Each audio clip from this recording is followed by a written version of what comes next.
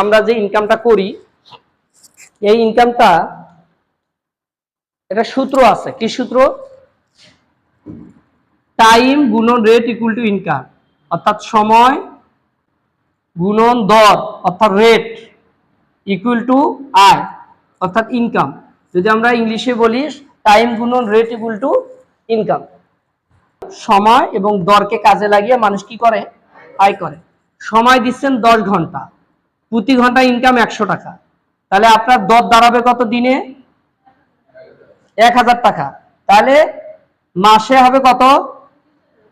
কত হাজার? 30,000 টাকা মাসে আয় হবে। এখন দেখা যাচ্ছে যে এই ইনকামটা একটা ভয়াবহ আয়। কিভাবে? ধরেন আপনি রাস্তা দিয়ে যাচ্ছেন, আল্লাহ না করুক গাড়ি দুর্ঘটনায় আপনি আমি ইন্তেকাল করলাম, সঙ্গে সঙ্গে সময়টা হবে 0, দর হবে 0, আয় হবে কি? 0। আমি কি বুঝাইতে পারছি?